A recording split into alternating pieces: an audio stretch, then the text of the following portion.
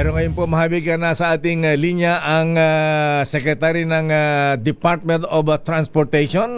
Alam po niyo mahabigan sa zona ng Pangulong Marcos ibinida rin ang mga proyekto ng pamahalaan under DOTR. Yan din ang tupad, tuloy pasada, kung saan nagkaroon ng dagdag na kita ang mga super na pampasada.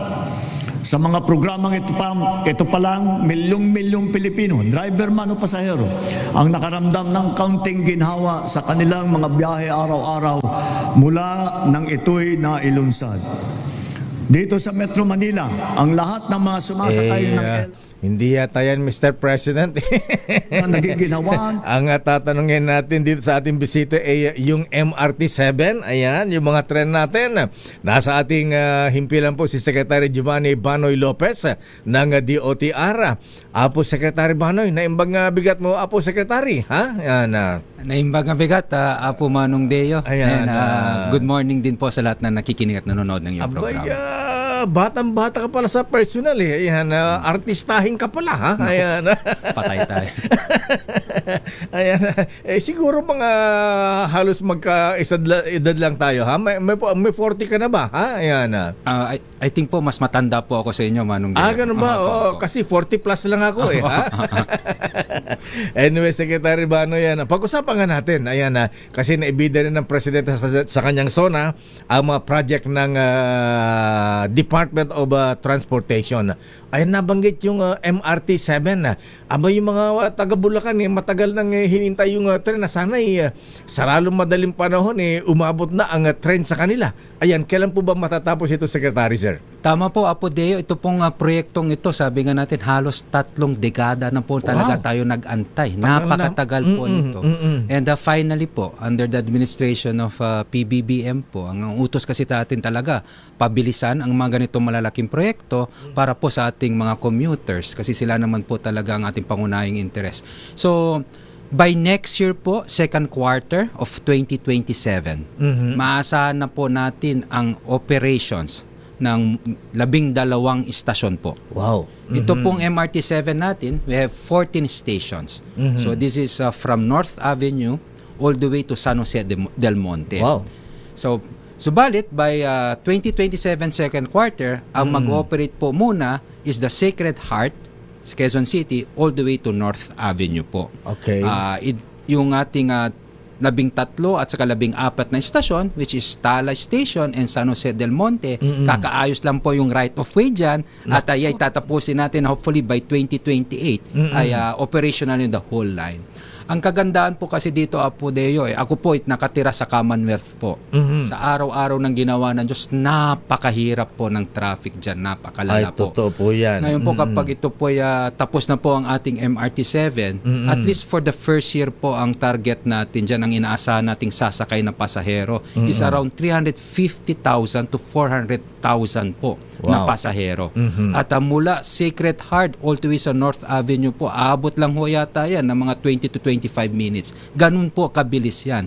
Pero ang isa pa pong magandang idudulot po nito, kapag sinasabi nga po natin 350 o 300,000 na lang po na pasahero araw-araw.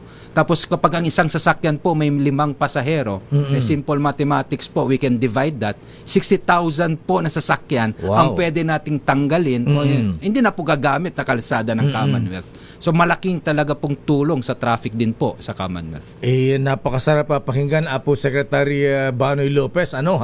Pero alam po niyo, huwag kang mapipikon. Magdamdam kasi. Alam mo, panahon pa ni Apo Speaker Joe De Venecia. Ayan, sina Vice President Noliboy De Castro. Abay, meron na ring inilunsad na project yung North Rail nung araw. Ayan. Ano ang nangyari? Ba't ganun? Ba't pagka nag-iba ang administrasyon hindi na nagtutuloy-tuloy yung project? Dito ba ang ganda ng sinasabi ni Manong Speaker Joe De Venecia, itong mga project natin na North Rail, abot ito hanggang sa amin sa Pangasinan, La Union, Ilocos Norte, iikot pa doon sa Cagayan Valley. Cagayan, Isabela, Nueva Ecija, pabalik dito sa Metro Manila. Ang sarap pakinggan. Pero itong sinasabi yung Secretary Sir, ayan na, ano ang garantiya na ito ay magiging operational by 2028 hanggang Del Monte, San Jose del Monte, Bulacan? Ito po kasi ay isa ring PPP project po with SMC. Okay. So ang kagandahan po dito kapag it's a public-private partnership, una po sa lahat, garantisado po yung pondo dito. Okay. Kasi alam naman po natin SMC yan. No, ang pangalawa po, SMC po San Miguel Corporation. San Miguel Corporation. Si Mr. Ramon S. Si Ang po. Ninong pala ni Tunying Don Ramon San Miguel Ang. Ayan. At pangalawa po, talaga po makakasiguro tayo na talagang tuloy itong proyektong to kasi nga po andito na yung mga bagon. 100% of the train sets andito na po. Fully energized na po yung rail lines. Wow. Tapos ngayon pa ang overall status ng proyektong yan is around 86 to 87%. No? So yung malaking aspeto na lang po yung natitirang 13th and 14th station.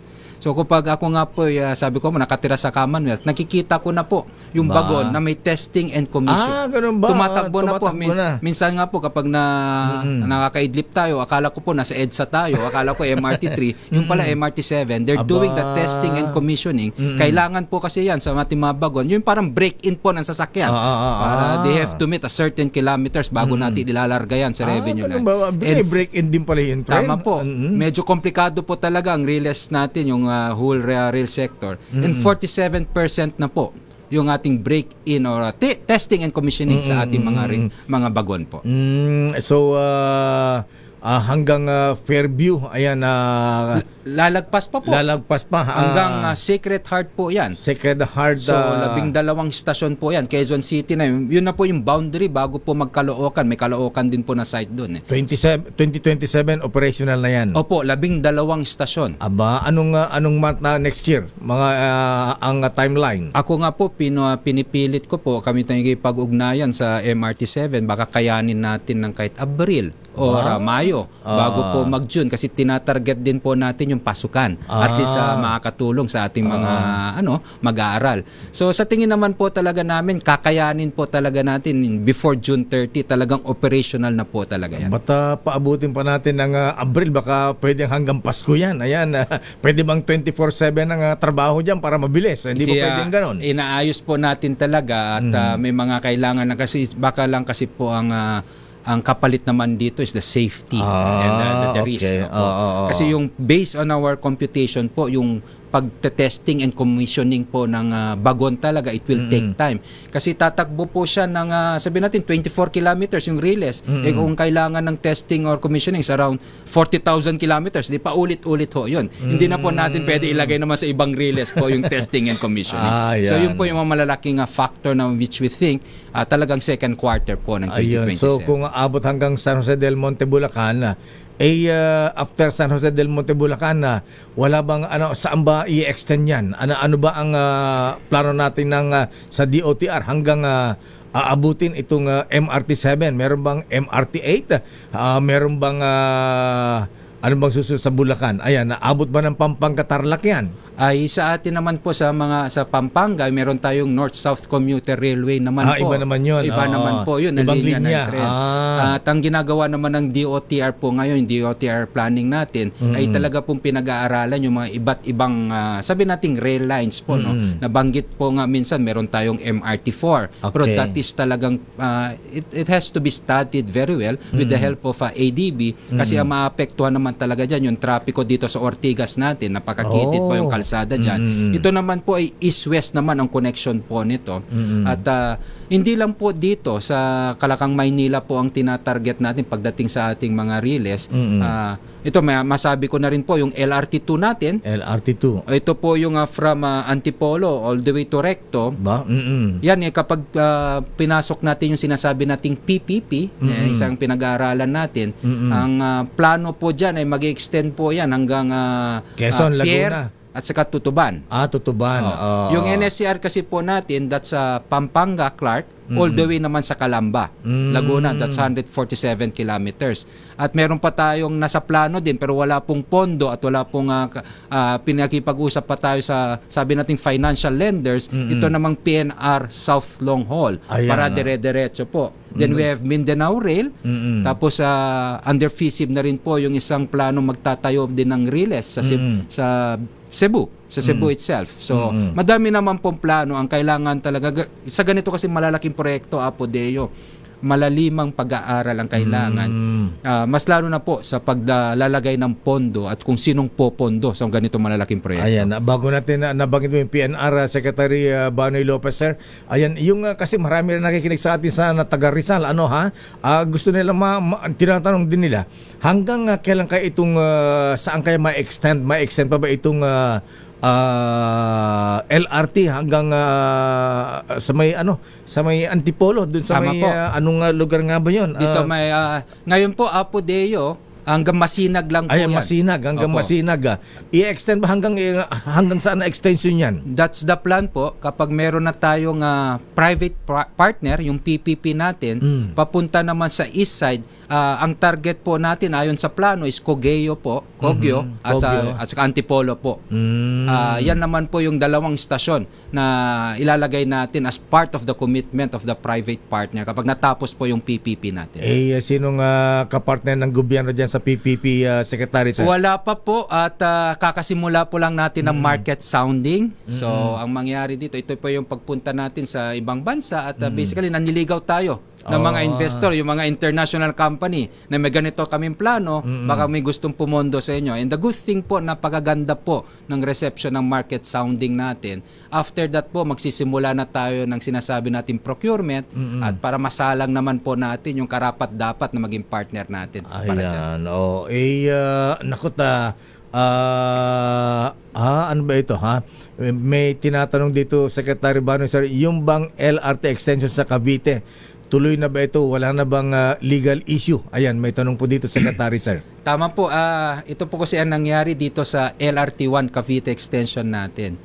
Based on the original concession agreement, dapat po yung by 2019, tapos na po yung additional 8 stations ng ating LRT1 extension. Ngayon po, meron na lang 3 naiiwan na ekstasyon. Ito po yung Las Piñas, Zapote, all the way to Bacoor. Itong issue sa Las Piñas po, ito yung issue po ng right of way ng Villar Group of Companies at yun po yung inaayos natin. Ngayon, ang naging instruction po natin sa ating DOTR Rail, kasama na rin po ang LRTA, kung hindi pa natin maaayos yung Las Piñas Station because of legal issues, iiwanan na po namin yung Las Piñas Station. Itutuloy namin sa Zapote hanggang Bacoor po sapagkat we cannot be held hostage with the problem of Las Piñas. Iiwanan po muna namin. Kasi ang Zapote, Las Piñas pa rin naman po. Kung iwasan yan, paano magtutuloy-tuloy yung trend? May ikutan ba? Meron po, ang problema lang po is the station po. Hindi station. po yung alignment. So, tuloy-tuloy pero walang station. Wala po muna habang kung hindi po kami mag-ayos with the Villar Group of Companies. Kasi ang Villar Group of Companies po, they intend to donate the property. So, ang ginagawa naman natin ngayon, may pagpulong tayo sa kanila kasi kailangan naman po sa panig ng DOTR at gobyerno ay dapat we are free from any liability or risk. Kasi po dalawa sa kanilang parcels of land that they intend to donate ay may mortgage po. Ganun ba? So kailangan namin ayusin po yun. Kanino ba nakasanlayan? Sa China Bank. China Bank. Naku, malaki issue yan. Kaya nga po, kaya yun po yung inaayos natin ngayon. At kung hindi po natin maayos, na hindi po mabilis ang pag-aayos dyan, baka po mas maantala yung proyekto. Kaya po minabuti na lang po namin na habang inaayos natin yung problema dyan sa Las Piñas Station, kailangan simulan na natin paggawa po ng alignment, yung talagang viaduct hanggang Zapote, kasi yung problema, yung Zapote po wala nang problema sa right of way ng istasyon hanggang Bacoor. Kasi mas lalo maantala, mas madami maapektuhan. Mukhang mali ang kinakausap nyo, Apo Secretary Banoy Lopez ng mga Villar. Sino bang kinakausap nyo? Dapat ang kausap yun si Principal. Siguro si Principal ang kausap. Cynthia Villar, ayos na yan. Next week po, magkakaroon na kami ng pagpupulong.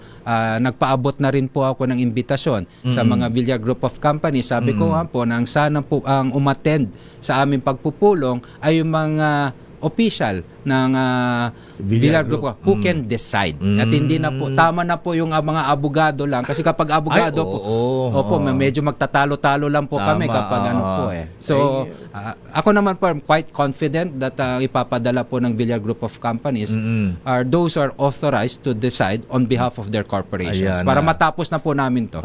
So, kailan makausap si Principal, former Senator Cynthia Villar at Senator Manny Villar. Ayan. Pwede rin isama yung magkapatid na senador, Camille at Mark Villar. Kung kinakailangan po, gagawin naman po natin. Ayan, marami pa tayo itatanong mga kaibigan dito sa ating bisita kay Secretary Giovanni Banoy Lopez. Abay, siyempre, pag-usapan natin ang PNR. Ayan, kailan daw mag-ooperate yung Bicol Express? Ayan, Secretary Banoy, sir, matagal na natin ngayong PNR natin. At siyempre, ano na ang update doon sa subway natin? Hanggang saan na nakaabot ang subway? Sasagutin po yan ni Secretary Banoy Lopez sa ating pagbabalik dito sa ating palatuntunang Damdaming Bayan. Damdaming Bayan. Sandali lang. Secretary Banoy, sir, bakit daw ganun? May mga airport sila pero walang may aeroplano. Ba't walang bumibiyahe doon? Sa Marinduque at pati yata sa inyo sa Tuguegarao, Cagayan. Tama po, Apo Deo, no? So, yun nga po, it's always a close coordination with the airlines po. Kasi kahit na nagtatayo tayo ng magandang infrastruktura, tulad ng mga paliparan, pinapahabaan natin ang ating mga runway, minsan po kasi, yung airlines mismo, which is being regulated also by CAB, kung sa tingin nila walang market po sa lugar na yon, ay hindi rin po sila talaga basta-basta lang po magpapalipad ng ating mga, sabi natin, aeroplano. Kaya ang ginagawa po natin ngayon with CAB also, no, yung Civil Aeronautics Board, silang nagre-regulate sa airlines, ay titignan natin yung parang po, yung sinabi nyo nga po kanina, Apo Deo, baka naman pwedeng parang lumipad sa isang lugar at tapos itutuloy na lang po dun sa mas maliit na paliparan o mas maliit na komunidad. Halimbawa, Manila, Marinduque, Manila, Marinduque, Palawan, mga ganyan, Iloilo, mga tipong ganun ba? Tama po. At yun naman po, nagsisimula naman po yung ganung gawain na ngayon, yung ganung flight. So, ito lang po is more of coordination with the airlines. Kailangan natin ipakita sa kanila na more than the profit, we need also public service on Ayan, their part. tama ka. Yung corporate social responsibility. Yes, CSR. Hindi puro kita lang, ha? Ayan pa, nabawasan lang yung kita, umaangal na, ha?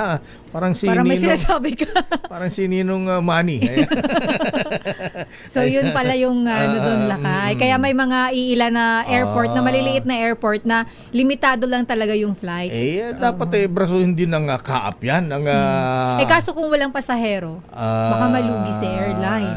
Hindi naman siguro. Di schedule nila mga ano yan. Scheduled flight. Scheduled flight. Tsaka maganda yon yung yung Weekend. parang connecting yung flight. Ayan, connecting flights. Nadali mo, Sister L. Eto, Secretary, sir. Ayan, eto si Sister L gusto mag-train na papuntang Bicol. Yung PNR. Ba't daw ang tagal na natin yung PNR natin? Ba't di na tumatakbo, Apo? Yung sa PNR po, South Long Haul natin. Wala na po yung PNR natin na regular, pupuntang Bicol po. Meron pa, mga iba't I think a certain portion, meron dito sa Albay, no? Pero hindi rin. Kasi ang plano po talaga dyan is PNR South Long Haul. Diretso po yan, hanggang dulo po ng Bicol yan. Ang nakaproblema po tayo dito kasi wala na pong pondo to, in the sense that ang popondo sana dito is sa Chinese government. Kung maalala nyo po, this is the same scenario with the Mindanao Railway Project. Oo nga, nasa Mindanao, di na natuloy. Tama, kasi po, yan po yung mga proyekto po na yung sinasabi nating official development assistance partner natin na mga banyaga ay mga Chino po, Chinese. At yan po yung hindi na natuloy kasi terminated. Not only during this administration po. It was terminated it was canceled last administration. So ang ginagawa po natin ngayon sa DOTR, hindi natin kumbaga pinapatay yung proyekto. Ang ginagawa natin ngayon, sige, gawin na lang muna natin, bilhin natin yung right of way kasi kailangan naman yan, no? Para sa Mindanao Rail. Pero naghahanap tayo ngayon ng kung sino nga papayag na pondohan nito tulad ng ADB, World Bank o pwede JICA, ayan. JICA, So, yes. ongoing yung negotiation. Medyo lang napapahaba kasi inuuna naman natin yung ngayon, yung ongoing na projects natin. Kasi po yun, mas talagang sigurado at mas maaasahan natin yung pagtatapos ng mga proyekto yun sa mas lalong madaling panahon. Ayan, sino bang nag-cancel, tayo o China sa project na yan? I think based on the records po, isa parang a mutual ganun ba? decision by Decision. both parties. Sayang kung natuloy sana yung train natin pwede natin padaanin ng West Philippine Sea. parang Hong Kong Macau ba? Oo, Lakay. Macau, may train sila doon, may underwater pa. Ayan, Yung sa lalo ng tubig. Ayan, pero Sec, yung dito sa common station, target ng DOTR na partial operation this 2028. Tama Kailan po. pong 2028 bungad po ba or Ang first quarter of 2028, no? Yung kung maalala nyo po, Sister L, last year po tinerminate natin kasi yung kontrata diyan ng contractor, yung BF Corporation. Yes, opo. Sila po kasi ang nanalo diyan sa common station, but because of delay and everything, and then tapos we have to terminate it. So kapag nag-terminate ka kasi ng isang proyekto, basically you have to restart the process. yes? Kasi mas lalo na yung pagdating ng pondo. So nakiusap kami sa LRMC. No? Sabi namin, tignan nyo nga kung pwede nyo ba ituloy itong common station na to para matapos na natin to. Kasi kailangan natin to once the MRT-7 rail line operates. Kasi doon po magtatapos yung MRT-7 natin sa North Avenue para hindi mahirapan. So, pumayag naman ng LRMC. So, sila na po ang gagawa dito by way of variation. At kamakailan lang po, kapag ganitong pagbabago ng proyekto, mas lalo na pagdating sa mga contractor, kailangan mo po dumaan sa ED Council na sinasabi natin. Yung ito po yung mga cabinet secretaries, pati Pangulo, to approve the project and everything.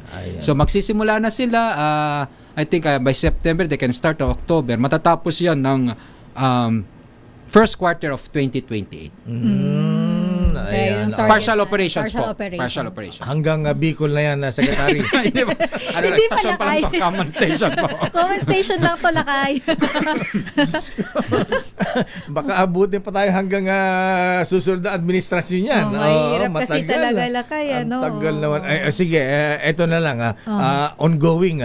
Ano na ang update sa subway natin, Subway. Secretary Sir? Nakarating na ba ng